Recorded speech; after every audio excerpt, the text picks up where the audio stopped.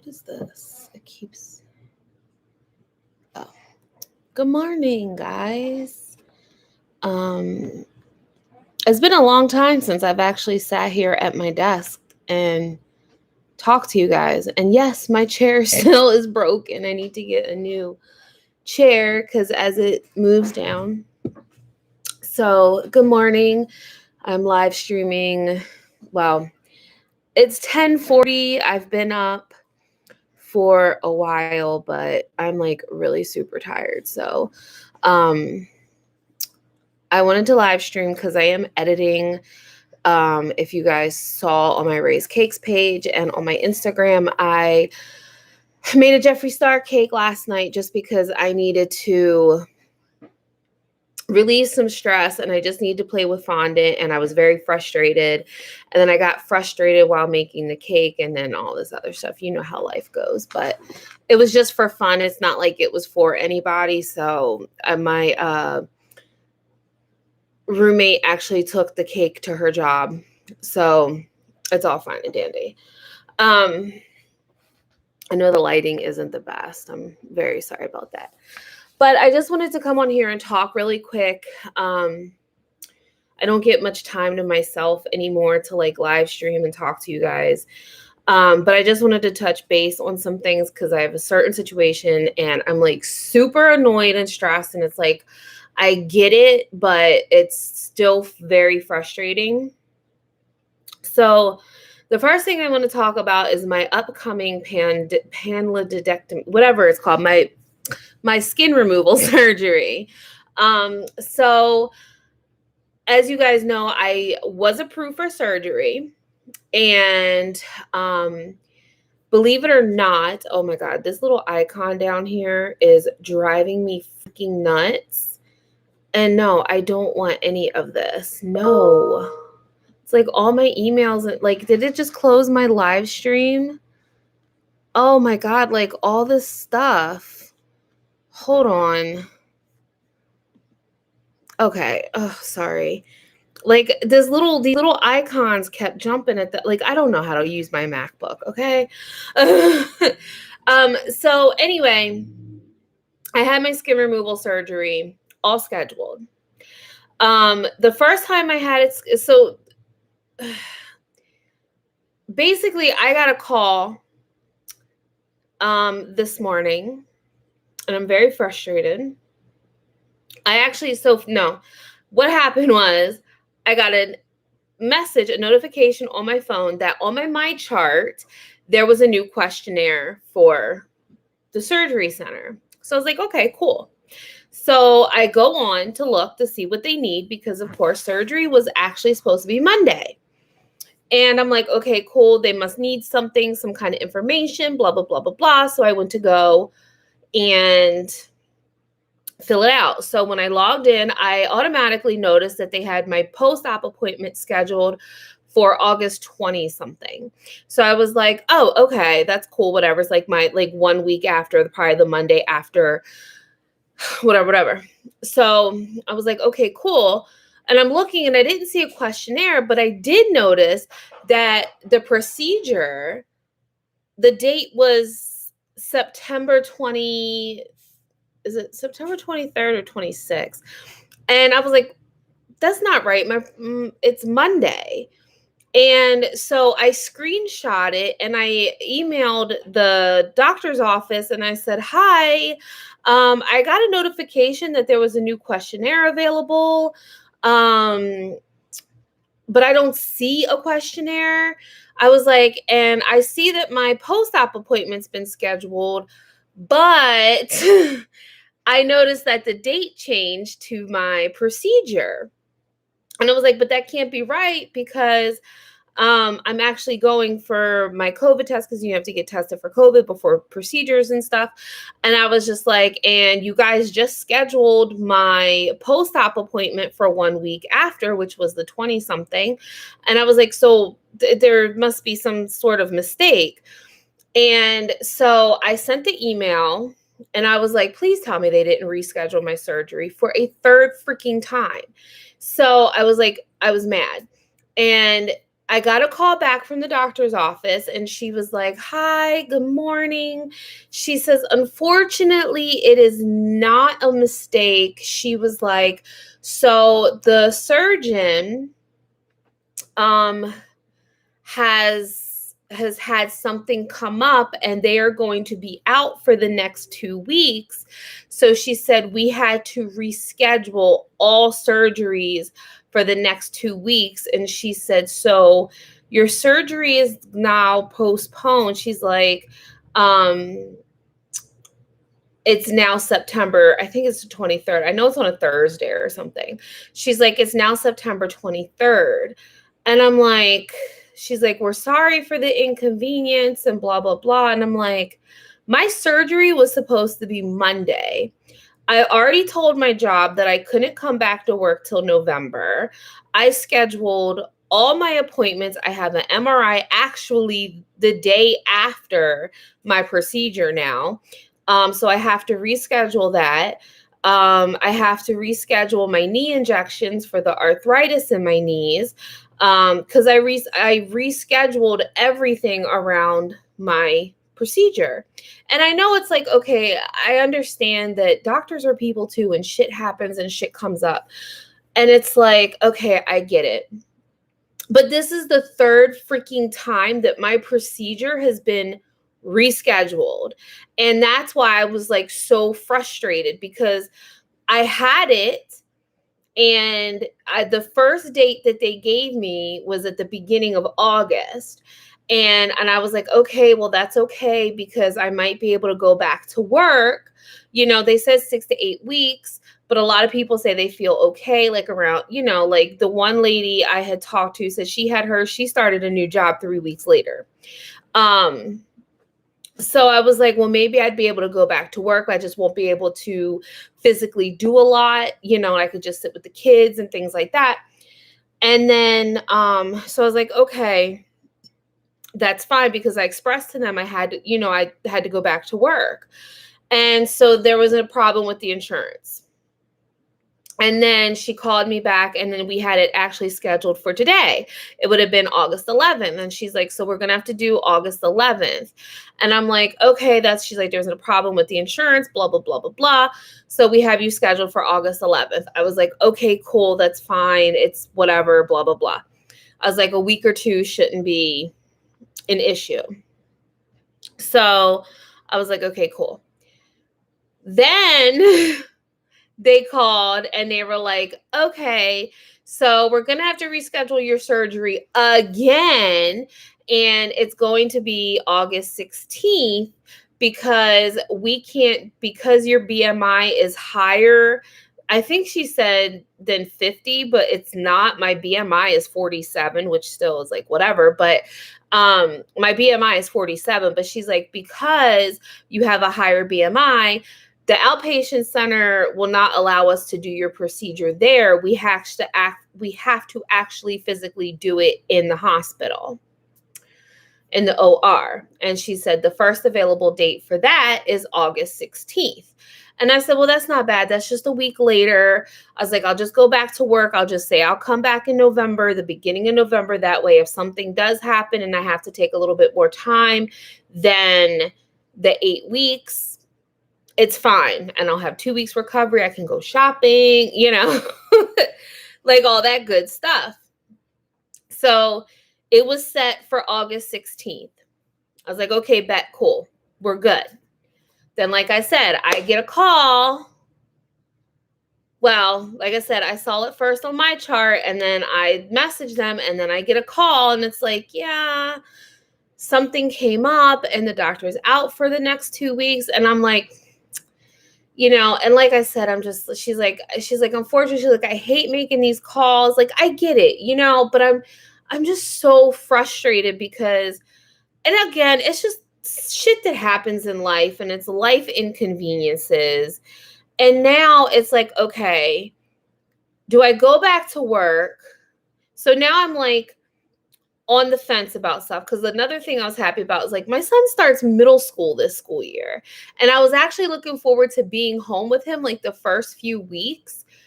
to help him with his middle school, learn his schedule and stuff. So that way, when I went back to work, I knew what he had to do. You know what I'm saying? Like, I knew that I would know what his schedule's like, what his teachers are like, because he's doing everything virtual this year.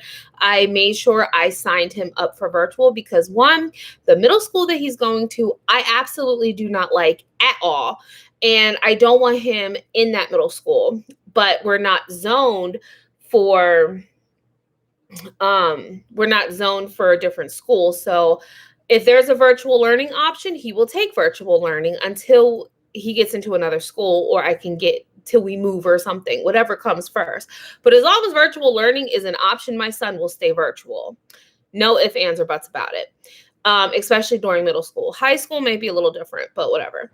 Let me take a sip of my coffee here. So anyway, so yeah, I'm frustrated. And it's like my husband said, he's like, it's not like it's not happening. And the thing is, I have been so stressed out about the surgery. And it's really just my aftercare that I've been worried about because like, I don't know. Like, I have mental issues who doesn't have mental issues? But I have mental issues because I don't make money like that. I don't have money. I don't make money like that. And my way of contributing to this household is taking care of my family, taking care of my son, taking care of my husband, making sure everyone's fed, the house is clean, the animals are taken care of. Like, that is my solid duty as a domestic goddess, you know? And when it comes for me to be down and to be taken care of, I don't receive that very well. And I come off very bitchy about that. And it's like, I don't mean to, but it's like, I legitimately don't handle, I think just because I'm not used to it. Like, I'm used to, like, I don't receive well. There's a joke hidden in there. But anyway, I don't receive very well. And it's not that I'm not grateful and I'm not appreciative. It's just that I don't know how to accept help because I'm always the one giving it. So when somebody offers to help me, it's not that I become offended. I feel worthless, I guess. You know what I'm saying? I feel worthless, or I feel lazy, or I feel like I'm not doing my part. Like, last night, my husband made dinner. I went out yesterday. I couldn't tell you the last time I actually like went out, like, other than with the family. Like, I went out with my girlfriend. We went shopping. We had lunch. It was like a great day. And it's like, but I don't like, and then I felt guilty because my husband cooked dinner. And it's like, but that's my job. You know what I'm saying? So anyway, enough about that mental health. But yeah, so there's that. So the pandectomy is still happening. I have to call my job and see if they want me to come back for a month. Because if I go back to work, I figured if I go back to work for a month, because that's literally all I'm going to work for is a freaking month. And then if I go back to work, and then I can at least build a relationship with whatever students I'm assigned to, but then I'm going to be gone for 2 months. So it's like, do I go back to work for a month, out for 2 months, and then go back in December after my surgery? Or do I just say F it and just go back to work at the beginning of the year? You know, like, so, or just go back in December. I don't know. So I'm kind of debating that right now, in my head. Apparently the procedure, and like I said, I was stressing about the procedure. And then I'm sitting there thinking, like, I was looking at videos, like, yes, I was watching videos of the procedure. And I'm sitting there and I'm looking at, I found a group on Facebook that is like a high BMI panty group or whatever. I say panty because I can't even pronounce the damn word of the procedure that I'm getting, the panniculectomy, whatever. So I was watching the procedures and I'm looking at like how when they stapled your belly and stuff all back together after they removed the skin. And I'm like, I've had a C-section. And I'm like, why am I stressing? I'm like, when I had a C-section, when you have a C-section, they cut your muscles and they cut all that stuff. I remember coming home from the hospital and cleaning the house, and I was sore and stuff. Now, my C-section did, in fact, get infected, but that was because I would go for a month and then return after Christmas break. Thank you, Groovy Gal. I just saw that. I need my glasses. I don't have my glasses. I couldn't see it. Yeah, see, that's what I was thinking, because then it's like after, I don't know, because then it's like, but I need money for Christmas. You know what I'm saying? So it's like, I go to school for like, I go to work for like a month, build a relationship, but then, like I said, I'll be out for 2 months. And then do I just go back to 3 weeks before Christmas and then just kind of like get myself acclimated again and then just take a week off and then go? You know what I'm saying? Because we have our winter break and then go back after the new year. But then it's like I won't get paid till after Christmas anyway. So it's like, because they hold your check for like 2 weeks. Like my first check, oh, my computer just, not this one, but there we go. Because my first check that I get from work, I think we go back in August. I don't even know when the hell we go back to work. I think it's the last week of August this year, which I always like better anyway. But the other thing though too is that they don't get subs for my position, you know. But then it's like, do I also take the risk of getting sick? Now I've been vaccinated, and we have to wear masks on the school buildings and the school premises. But do I take the risk of getting sick? You know what I'm saying? Like, I don't, it's so hard. Maybe get a half-time job for a month and then go to the actual job after Christmas. Yeah, I mean, that's true. I mean, I could do that too, but see, and then my other problem is that she told me that she was going to have to fill my position. But she told me when I was ready to come back to just let her know. But see, then they don't get subs for my position. So I don't know. Like, everything is just so effed up right now because, like I said, again, it's just a life inconvenience, but I was not prepared. Like, I had, like, everybody rearranged their schedules. You know, my husband rearranged his fire department schedule. Like, all that can be fixed. I get it. I know. Like, I have to make my son appointment with a learning center. He has to get executive function disorder therapy. So like we had all this stuff, like it's just, like I said, it's just a typical life inconvenience. And so now I just have to figure everything out. I have to make a ton of calls today. I don't feel like, I'm so tired. I don't feel like doing anything, to be honest. And then the other thing that I'm kind of discouraged about is that I have been working really hard. It's weird because when I had gastric bypass, my knees, like, I've always had bad knees. Like, when I've told this story a billion times, so I'll make it short and sweet for those new followers. I had a trampoline accident when I was little, and I landed wrong and sprained my knee. I've hurt the other knee as well, but my right knee, I'm pointing to my knee like you guys can see, my right knee is worse than my left knee. I remember I had to have it wrapped. I had to go have it drained, everything. Like, it was pretty bad. I was a teenager in my late teens when this happened. And I remember having to go and they had to put like drains and stuff all in it. It was terrible. It was terrible. And ever since then, my knees have always ached. And as I've gotten older, of course, I have arthritis really bad in my knees. Now, when I was heavier, my knees always, of course, hurt, especially when it got cold.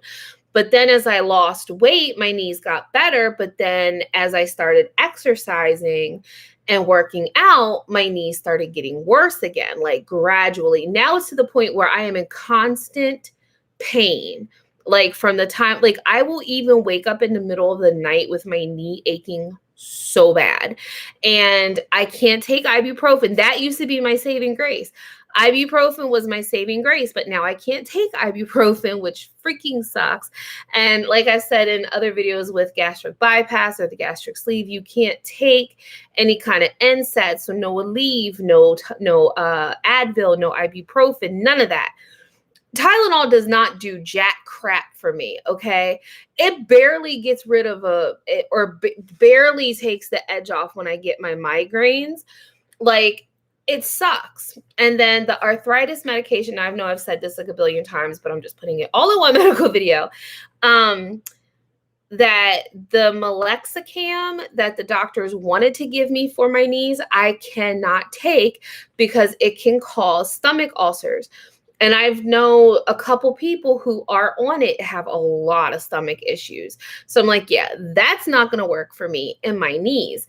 So, and it's not going to work for my belly, most importantly, because I'm not trying to get a perforation in my pouch or nothing like that due to an ulcer. So I can't take the medication. So I do have knee injections. So she said that's the only thing, I guess, basically kind of like a cortisone shot, I'm assuming.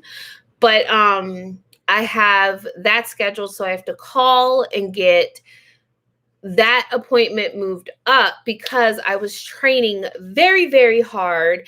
And depending on my knee pain, even though I have my brace right here.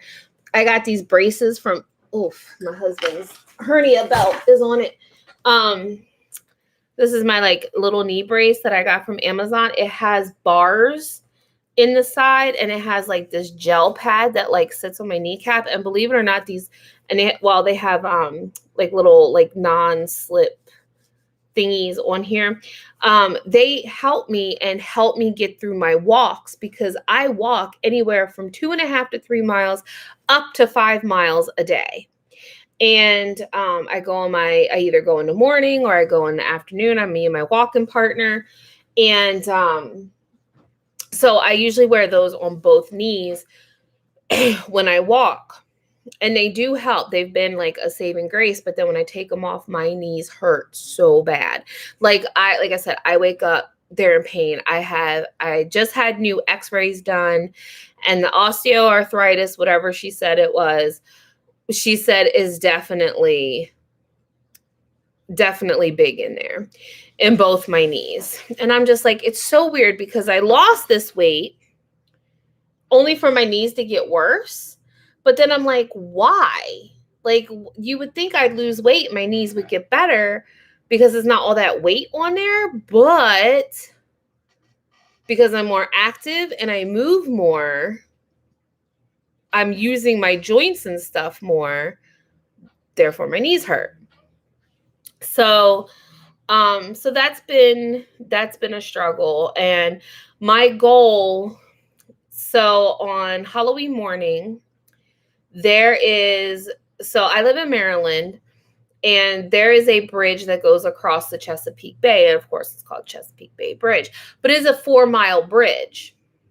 So they're having a walk, and it's like the Chesapeake 10K or something like that, where you walk a mile to the bridge, walk over the bridge for 4 miles, and then walk another mile.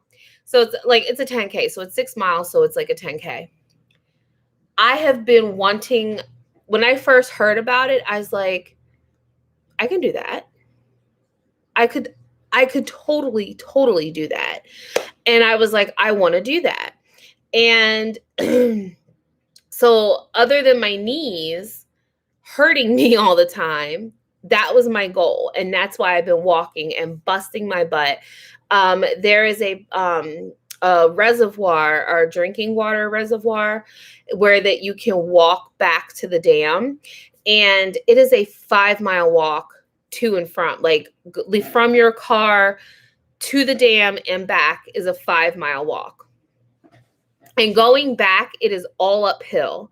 Like, I almost died. Now, I did this walk at my heaviest, and I was like, how in the hell did I do this walk?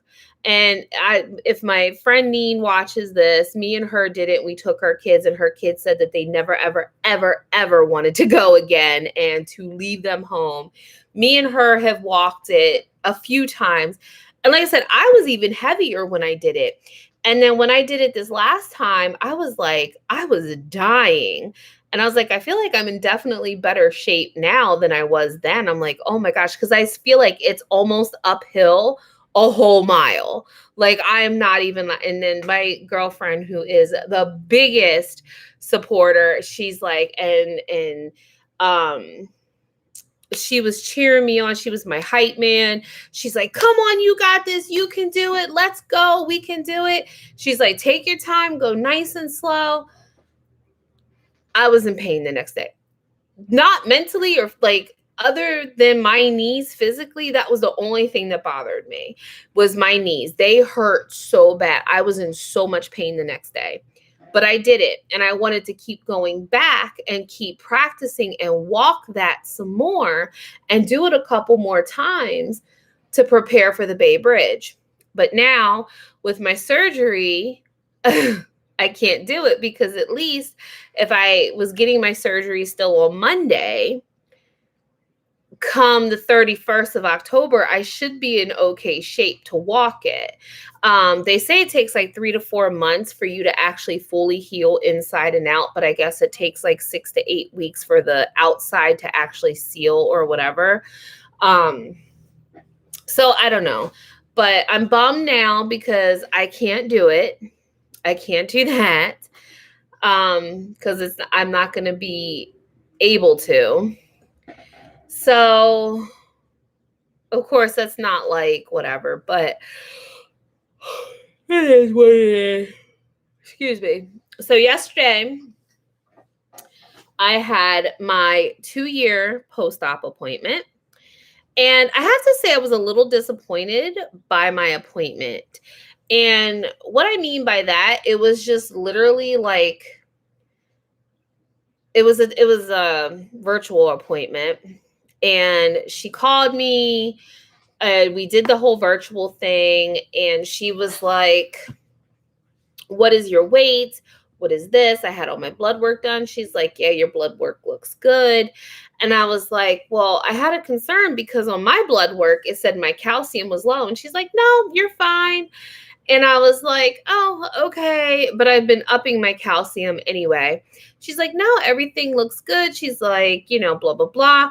And then I told her, because then she was like, so when we were talking about my weight, and she's like, okay, so since you actually started the program, since day one, she's like, you've actually lost 130 pounds since starting the program.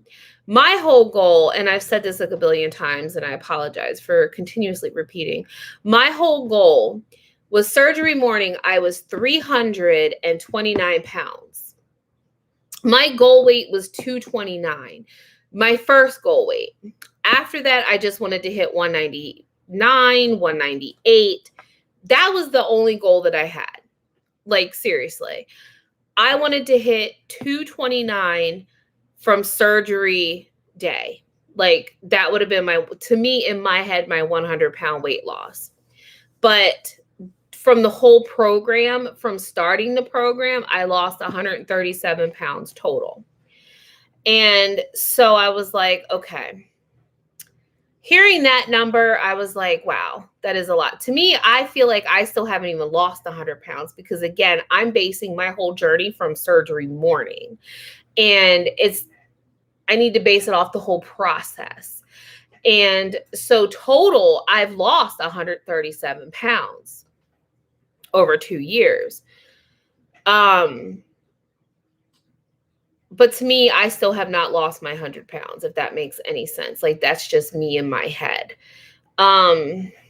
So when we were talking, she was like, okay, so what are you eating? What are you doing? What did you have for breakfast yesterday? And I told her, and she's like, okay. And then I showed her my food logs because I still log all my food because I make sure I stay around 50 net carbs a day. And I stay, now I have been going over a little bit because I have been so hungry after my walks. It's ridiculous. And so I've been taking in a little bit more calories, and my carbs have gone up just a little bit, but that's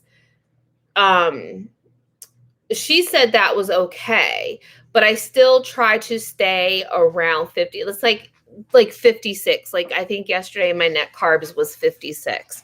And I think my total calories was like 13 something, like almost 1400 calories. But like I said, we walk 2 to 3, 2.5. If we only do 2 laps, it's like 2.63 miles. If we do 3 laps, it's like 3.66 miles. If we do 4 laps, you know what I'm saying? It's like, so it just depends on how many laps, and again, and how my knees are. So, but yeah, so like we were talking, and then she's just like, so you've kind of been stagnant. And I said, I've been stagnant for months. I was like, once my body hit 250, it was like, nah. The lowest I got was 239. And I remember like just 10 more pounds, just 10 more pounds. But then when I got on that levothyroxine for my thyroid, that effed me all up. And I gained and went back up to 260 pounds. And I was very sad. And if you guys remember, I was devastated. I was crying. I couldn't understand it. And, but now my medication is switched from the levothyroxine. And even the doctor I talked to yesterday, through my bariatric practice, she had said levothyroxine is the worst thyroid medicine. She says so many people's, because of the fillers that they put in this medication, so many people have issues with it. And she said it is really harmful. Not harmful, but like, it's just not good. A lot of people have issues with it. Sorry, I need to turn this light on because I feel like it's just so dark. I'll turn some lights on here. So she said that, a lot of people have issues on the levothyroxine, and I was like, yes, I know, and blah, blah, blah. And, so she's like, at least you are now on Synthroid. And I have started losing weight again. I did get back down to 247, but I fluctuate anywhere from 247 to 255. Like it's this 10 pounds that just go up and down, up and down. And I understand weight fluctuates, but it's like I will get on the scale in the morning and I'll be like 247, 248. And I know your weight fluctuates during the day. Sometimes I'll weigh myself at night before bed just for shits and giggles, and it'll go back up to like 253, 254. So I don't know. So it fluctuates, but it doesn't seem like it wants to get past the 246 or 247. And it's frustrating. It is legitimately it's flustering. I can't even say the word. It's very frustrating. And, hold on for a second. Let me mute this.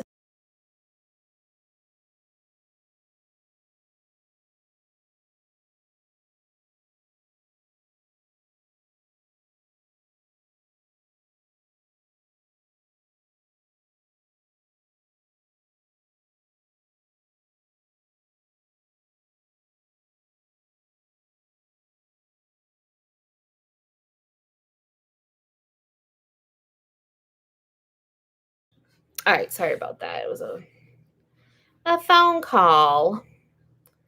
But yeah, so I was telling her, I said, well, I have been recently diagnosed with the Hashimoto's disease. And she's like, okay. And I told her that I have been in contact with Jana. So she says that is adding to my weight loss stall and getting medications and stuff together. Now, when I had my blood work done like a couple weeks ago, my thyroid was actually 1 point something. So the dosage, I guess, is okay because like I said, I have been having some weight loss. Again, just very slow. And then as we were talking, she says, so basically, the way she explained it to me, she says, your first year after weight loss surgery is your honeymoon stage. She's like, usually your first year is when you lose your most weight. That's when you drop. She said, your second year and then on is maintenance. She was like, she has seen people gain the weight back, which of course you can gain your weight back even with gastric bypass and surgery. There's people who've gained all their weight back and had to go back for revisions for stretching out their pouches and stuff. So she says that she's seen a lot of this, like you'll have a great weight loss. But see, to me, I don't even feel like I had a great weight loss because I've seen people who have lost what I lost in my first year in like their first 6 months. And that is another one of my problems, is that I still compare myself to other people. Other people don't have my issues. Other people didn't have a brain tumor that I still suffer side effects from. Even though my brain tumor was removed 2016, 17, 18, 19, 20, 21, 5 years ago, I still have effects from my brain tumor. I have my thyroid issues. And I've actually found people in my gastric bypass group who have Hashimoto's, who have thyroid issues, and it's the same thing. Like they don't understand. So I talked to my gastric bypass nutritionist, and I touched, because me and her have been back and forth because we're trying to figure out what I need to change in my diet, what I need to do. I need to do more strength training, and I have been trying to work like a lot of upper body because just my knees right now can't handle a lot of it. But she basically said that, my nutritionist, so my nutritionist basically said, she's like, she said she talked to a couple endocrinologists and got to with them and talked to some other nutritionists. And that basically my diet, because what I was confused with is my diet and the Hashimoto's diet contradict one another. And certain foods, I guess, affect Hashimoto's, and I didn't know that. And then there's like this whole thing with like leaky gut and stuff like that. So I was like, okay. And I'm still learning everything. And I don't remember and that's my other issue that I need to talk about after this. I need to try to stay focused as much as possible and stay on one subject. Because y'all know, if you've been here for a while, I jump from subject to subject to subject. And I want to talk to my doctor about that because I feel like I have ADHD. And I really feel like that's legitimately what I have. I feel like I have ADHD. So anyway, trying to stay focused. So I told her that I also talked to a nutritionist, which was just recently, that my endocrinologist recommended me to. And I went to talk to her about a Hashimoto's diet. And she was basically like, no soy, no gluten, no dairy, no lunch meats, no this, no that. Like basically everything that I eat, I'm not supposed to. And I'm like, okay, like what am I supposed to eat then? Am I not knocking anybody? Am I supposed to go vegan? Because and then this is the other thing, because, there are doctors that are against gastric bypass, and then there's other doctors that are against this. And I told her, I said, well, that's fine and good. And I showed her my diet plan, and she's like, half of this stuff with Hashimoto's you shouldn't even eat. And she's like, I wish that people with thyroid and people with Hashimoto's, they would just outright deny for gastric bypass or any type of weight loss surgery. Because she's like, that messes you up even more because you're not getting your nutritions.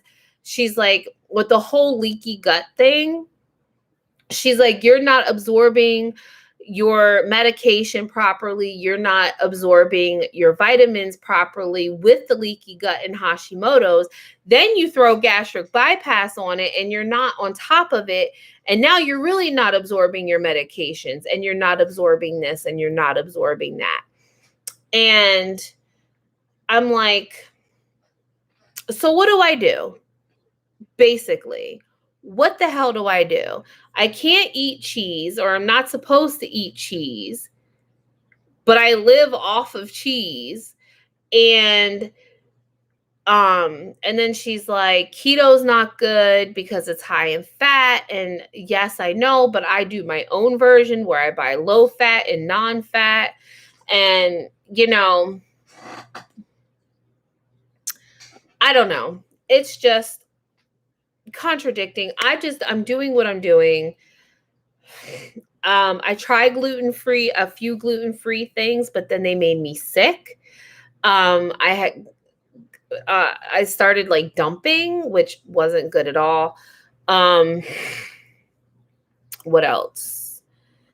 I don't know, but like I said, it's life after I can't even freaking talk. Life after gastric bypass has been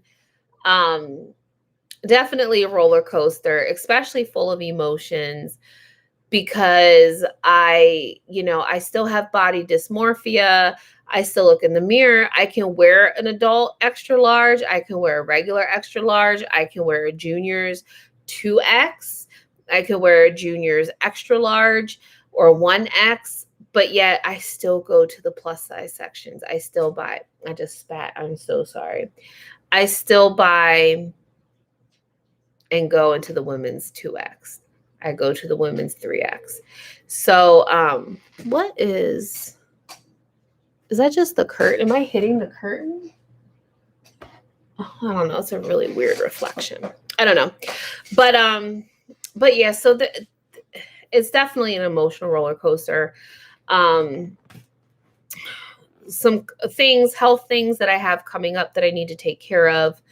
My ear still is bothering me really bad, like all down in here actually hurts now. So I have to make an appointment for that. I was actually going to wait after my surgery to do it. But now I don't have to, but like literally I press right here and it sounds like a squeaky toy. Like it just sounds like something rubbing, and I need to get that taken care of because it's really bothering me. Allergies are really weird. Since the whole thing with my eye, if you guys remember, I had got what they had called, it's like basically an allergic pink eye, like an allergy pink eye.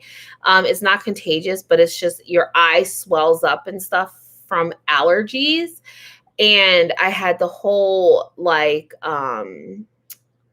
I still get it. Like my eyes still kind of bother me.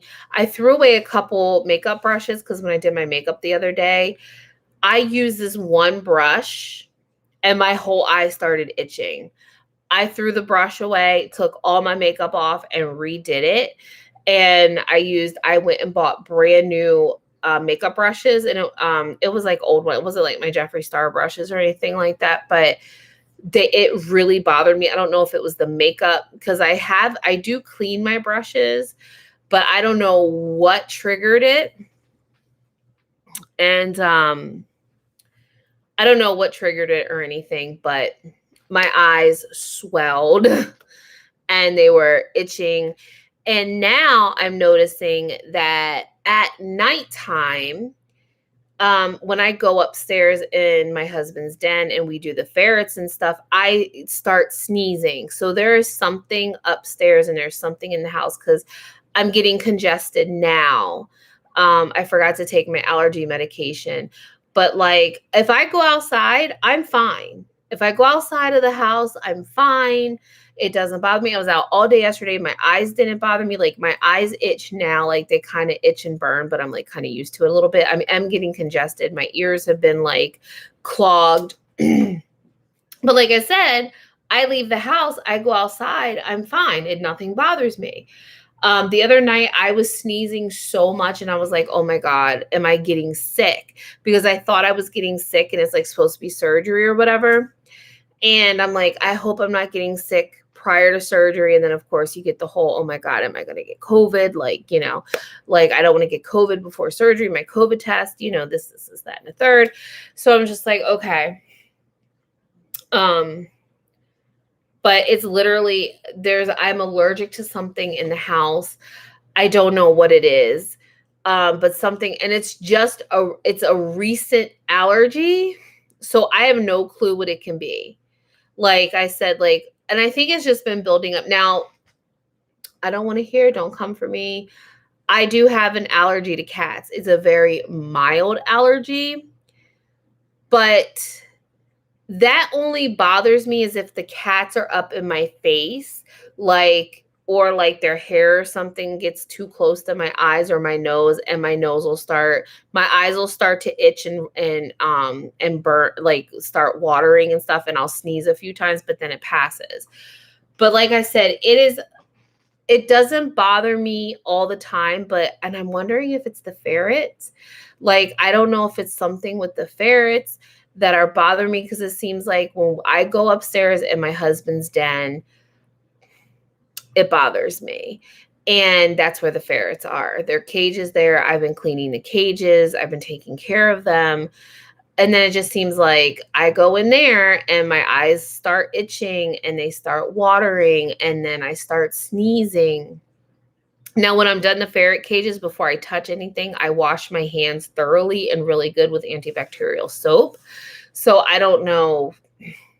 And then I noticed too, when my husband lit a cigarette the other night, my eyes, like, they were already irritated, but then they started irritating me more, and I started sneezing and sneezing and sneezing. And he smokes in the house, which sucks, but he smokes in his den. That's the only place he smokes at. But I noticed, like, I started sneezing and sneezing and sneezing. So I don't know if it's like cigarette smoke. Now I'm downstairs and his den is upstairs on the other side of the house. But I don't know if it just could be the cigarette smoke from, it could just be cigarette smoke from just in being in the house in general. Oh, my husband's on his way home. Sorry, I'm checking my husband on 360. He's coming back from his doctor's appointment. It could either be from cigarette smoke. It just could be some sort of seasonal allergies, because I know you can develop allergies later on in life. But there's something in this house that is, and I've been cleaning like crazy and trying to notice like where I clean, if it's something triggering, like, I don't know. But like I said, my eyes do burn. Like, before, this eye was the worst one, but now it's this eye, and like this eye, like, I've been using allergy medicine and I've been taking that, and I've been putting allergy eye drops in my eyes, which I haven't done yet today. But like, I'm getting congested. I don't have any cats around me right now. Like I said, cats never really, like I said, if they just were up in my face. Sometimes my one cat, she would sleep on my head, like literally sleep. Like, I sleep on my left side all the time, and she would lay above my head, and her paws and stuff would be in my face. And sometimes that would kind of make me sneeze, but it was very short-lived. So I don't think it's the cats. I don't know if it's the ferrets or the ferret cages, but there is something definitely triggering me in my husband's den. Don't know what it is, but yeah. Ooh, that was kind of gross. I just blew out. So hold on for a second. I'm going to get a tissue. I'm lifting the camera up because I am in my nightgown still. I wanted to do the live stream because I haven't had much time to myself.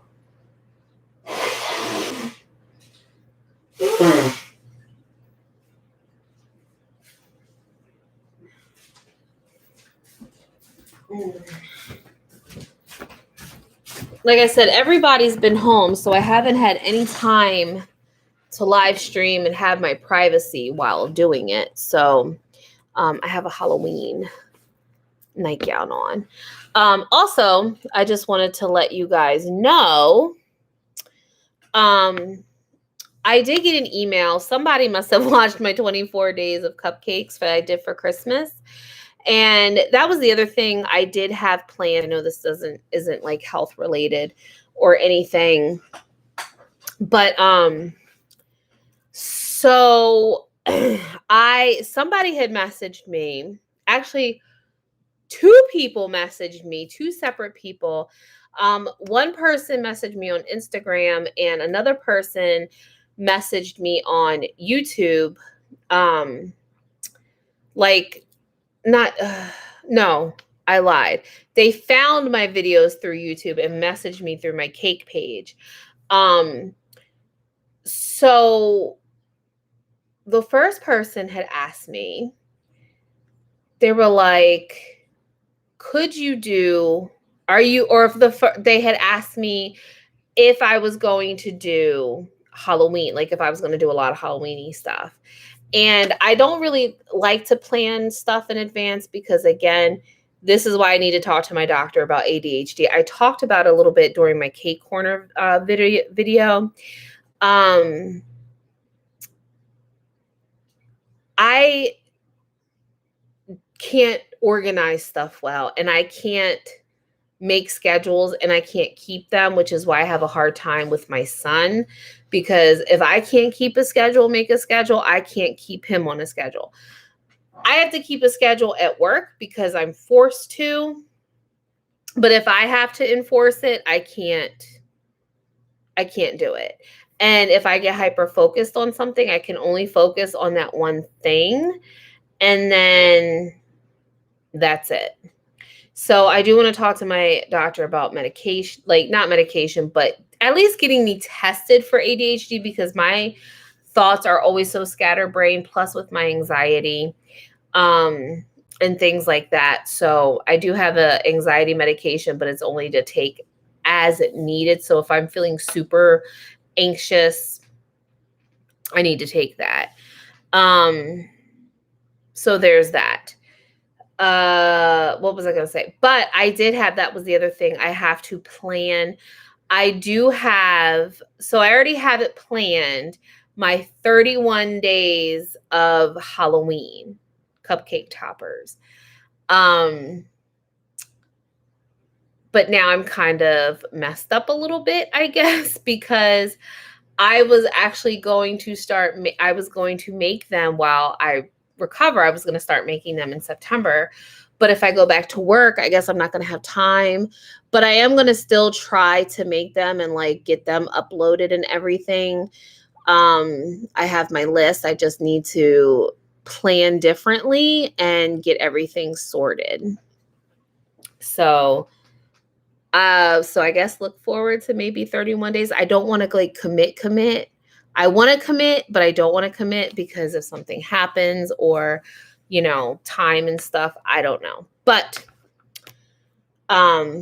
with that being said, I am going to wrap this video up. Thank you guys so much for watching.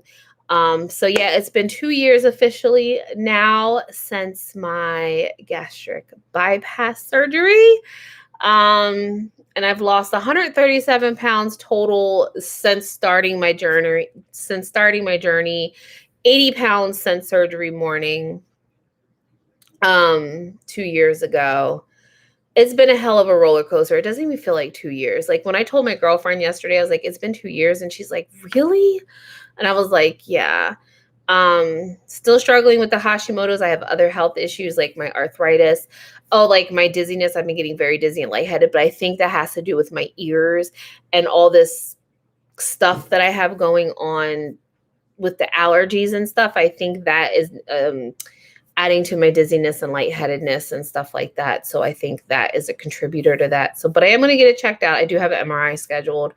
Also mainly because just want to check the whole brain tumor situation, make sure that it hasn't come back, because pituitary tumors can come back and they can regrow. So we just need to get that checked out. Even though I don't feel like I have it, I don't get headaches every day like I used to with it. I still have my peripheral vision, which I didn't have when I had that. I still get cluster headaches, but it's very few and far between. So sometimes every time I get a headache, I'm like, oh my God, is it that? You know what I'm saying? So, but it's not. But yeah, so I am going to end this video because my husband will be home in less than 15 minutes. So I need to get my life together. It is actually 11:34. I'm still in my nightgown. I still have a ton of phone calls to make. So I'm going to wrap this video up. Again, thank you guys for watching and listening to my rant about my pandectomy, whatever, however you pronounce it, my access skin removal surgery that has now been postponed for the third time. I need to call my job. I need to call my son's doctors, my doctors. I need to reschedule my whole life again. So yeah. So on that note, you guys, thank you. If somebody just joined, I'm sorry I'm ending the live stream. So yeah, I got to get my life together.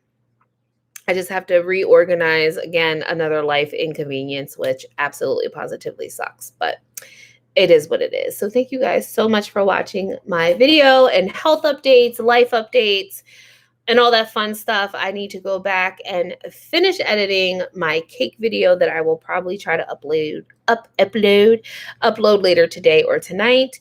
Again, thank you guys for watching, and I appreciate each and every one of you for the love and support. I love you guys always. Remember to always be kind because you don't know what kind of battle someone's going through. So don't be a dick. And I will see you guys in the next video. Love you all so much. Thank you for watching, and I'll see you soon. Bye. Have a good one.